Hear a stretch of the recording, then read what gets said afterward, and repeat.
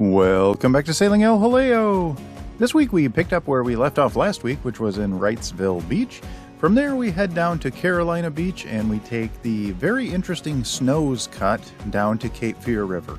From Cape Fear River it's just a day's travel down to the South Carolina-North Carolina border, where we go through Myrtle Beach and set our sights on Prince Creek, where we plan on stopping for a few days to do a bunch of laundry and just hang out. Alrighty, I guess we might as well go ahead and get right into it. Grab a drink, climb aboard, and let's get going.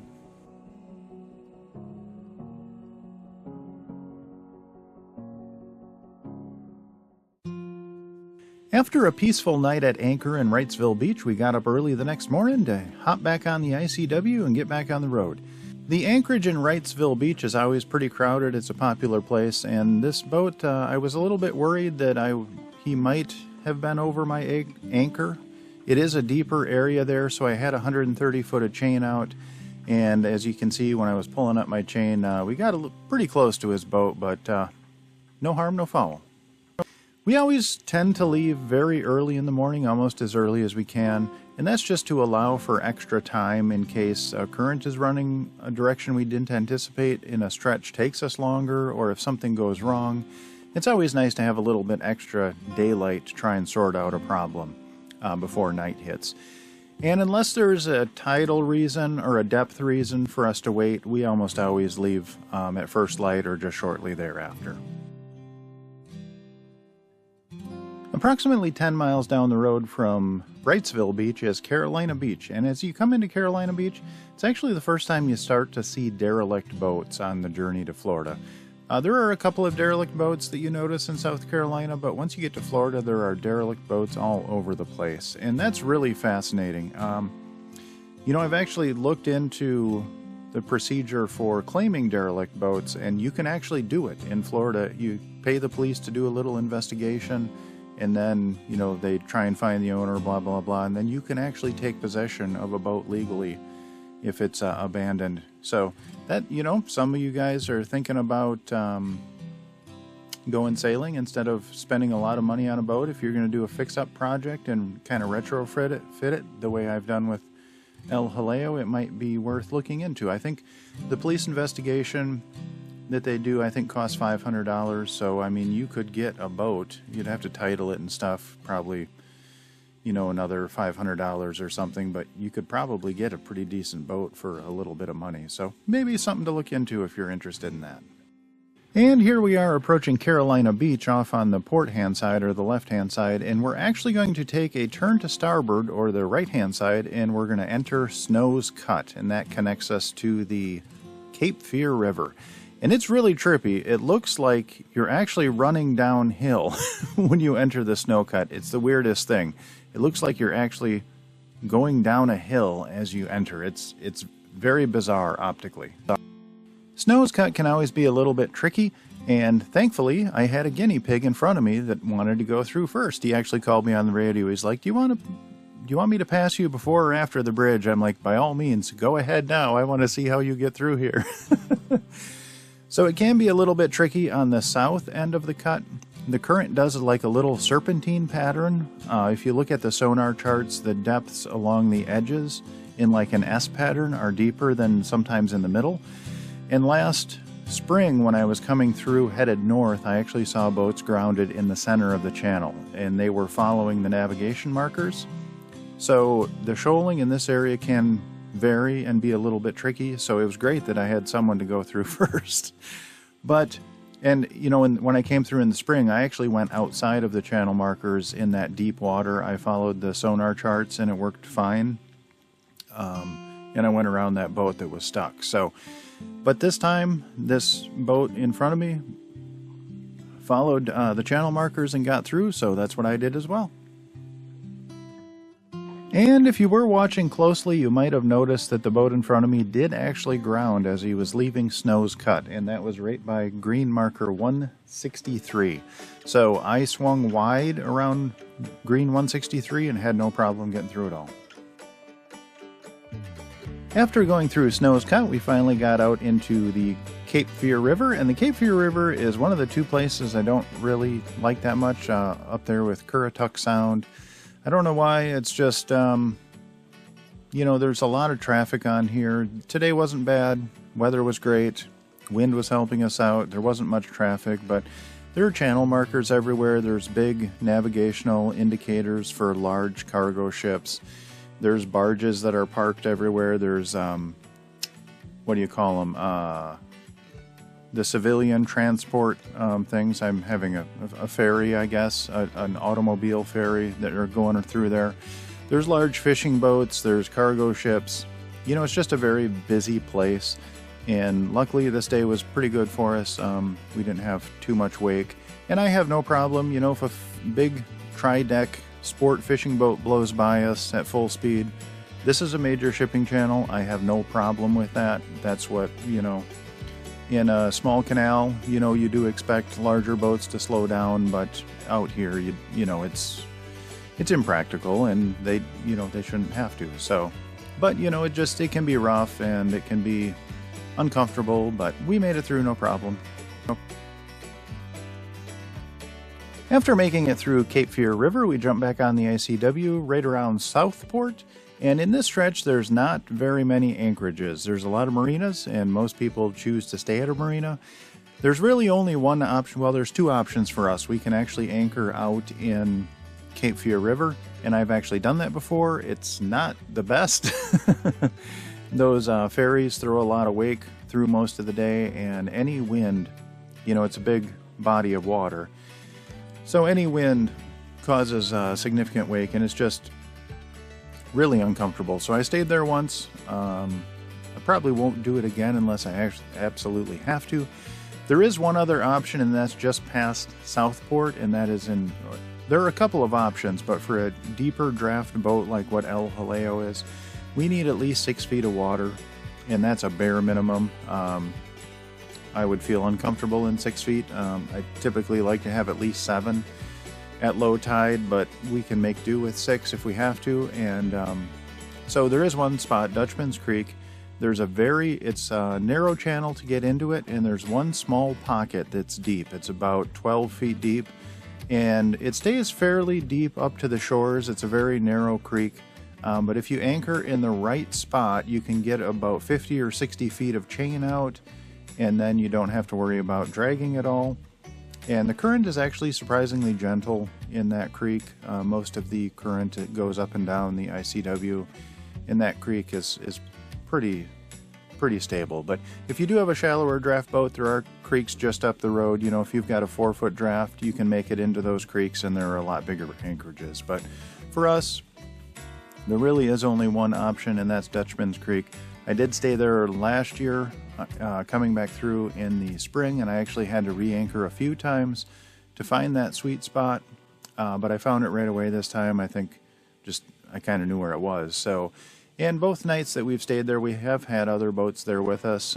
This time it was a catamaran. Last time it was a deeper draft boat as well. So there really isn't much room for more than 2 boats there. After a peaceful evening in Dutchman's Creek, we hopped back on the ICW and set our sight on Calabash Creek. Calabash Creek was about 30 miles away, and it's right on the South Carolina-North Carolina border, just into South Carolina. It's just north of North Myrtle Beach.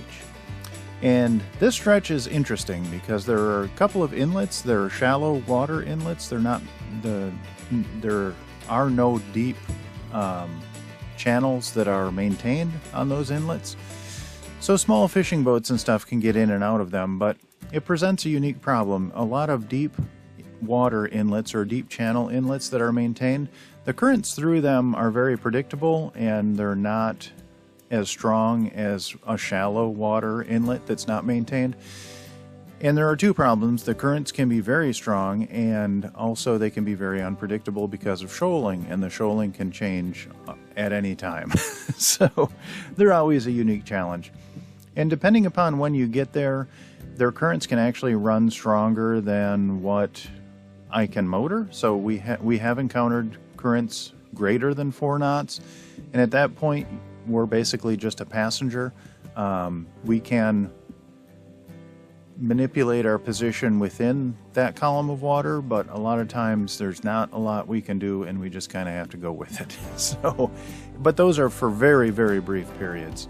The only sustained strong current along the ICW that I've come across is in the Elliott Cut, which is coming up down the road. But some of these inlets, they can just be a little unpredictable. The shoaling and the currents can throw you around a little bit. So it's always a little bit of an adventure running through these inlets. After a long day of motoring, we made it up to Calabash Creek, and there is some pretty thin water getting into Calabash Creek, but then it deepens out a little bit as you get in there. And compared to Dutchman Creek, where we spent the night previous, this was a palatial estate. After spending a surprising night alone in Calabash Creek, usually it's a pretty busy anchorage, but we were there by ourselves that night. But we did get up super early the next day. We had a long run down to Prince Creek. We had to make our way through North Myrtle Beach and Myrtle Beach proper, and then we had to get into the Waccamaw River and down to our final destination of Prince Creek. And it was quite a run, so we got up early and got back on the road. In this stretch, I did have to go through a couple of different swing bridges, and the first one was the Little River Swing Bridge. A boat had gone through 5 or 6 minutes before me, and the bridge tender was nice enough to stay open to allow me to pass through. The second swing bridge is way down at the end at the start of the Waccamaw River. The fixed bridge that we just went under was the Robert Edge Parkway Bridge, and this is the start of one of the most dangerous sections of the Intracoastal Waterway. And it is called the Rock Pile. Now the Rock Pile is a section, it's only about 4 miles long, but this section of the Intracoastal Waterway was blasted out of solid rock. And that means there are jagged rocks all along both sides of the ICW, and this used to be a lot more dangerous. They used to have some rocks that jutted out from the sides, and I know they used to put like markers where they came out from the edges. But it would claim a few boats. From what I understand, it would claim a few boats every year. And for someone who has to hand steer the whole way like me, I have no autopilots. You know, and El Jaleo is a little bit of a wandering pig. She's got a little bit of prop walk. So, you know, it will pull to the port if you let go of the tiller. And, you know, you just have to be, it's not anything super tricky. You know, you can see the rocks. They're right there. It's fairly narrow. There are 2 sections that are maybe only 30 feet wide. So if you have a barge coming, you know, you do have to make some allowances there and let one of the 2 of you has to let the other go through, and might is almost always right. So, so the barge usually gets its way. And commercial traffic kind of takes precedence over recreational traffic. So, but anyway, this section is a little bit not nerve-wracking, but it's, you know, you just have to be careful. And yeah, we made her through no problem. And I 100% forgot about this bridge until I was watching the video back. At the end of the rock pile is the Barefoot Landing Bridge, and they open on demand, so we snuck through there and continued on our way. Typically as we travel, I much prefer being all by myself out in the middle of nowhere. The backwaters of North Carolina and Georgia are absolutely beautiful. There are not a lot of people in some of these places, and I love just swinging on the hook where you can't see another human for days. It's wonderful. I love it.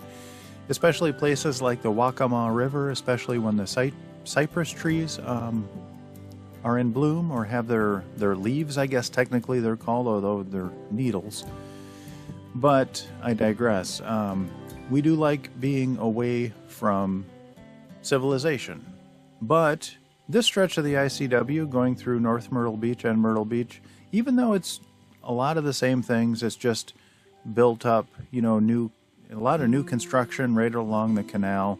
It's kind of neat to see all these big houses and just the way that, you know, different types of people live. I certainly wouldn't want to live that way, but I can absolutely appreciate some of these houses are really cool, and I can't even begin to imagine how much they cost. But it's a nice change going through this area after being out of touch with civilization for a long time, it's nice to get back in here and just kind of motor through, not necessarily a city, but maybe a rural, not rural area, but an urban area where people live. It's a nice change of pace.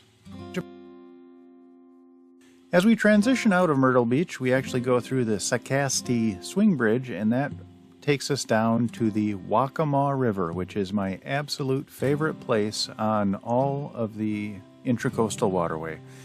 And I had high hopes. Was holding out hope beyond hope. And I actually had a little bit of false hope when I got down to the Waccamaw River that the cypress trees would still have their needles or their leaves.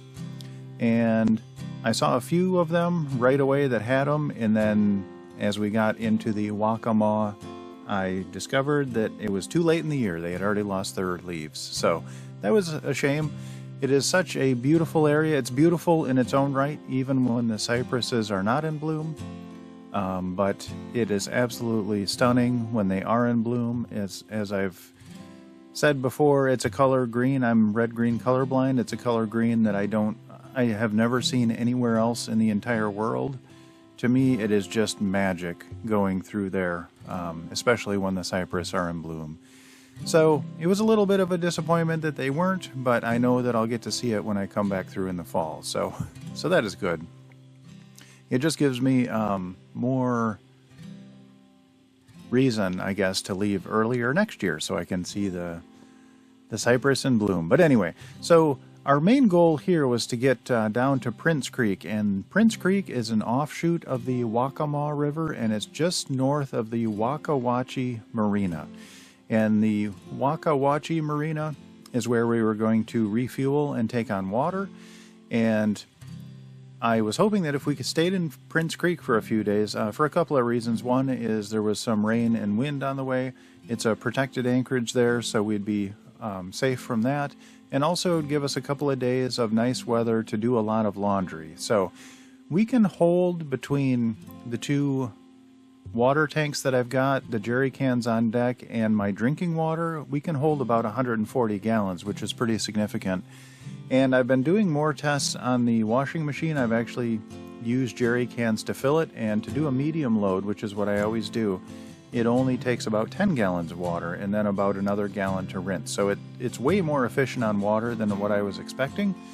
So I wanted to take a couple of days to do a bunch of loads of laundry, do all of our bedding, and get that hung outside to dry before we took on water back, or when we got down to the Waccamaw Marina. So we stayed for 4 days in Prince Creek, and I got all of our laundry done, every shred of it in the boat. We still had a fair amount of water left. I was very happy with that. And then after a few days, we headed out and refueled and got water and went on our way.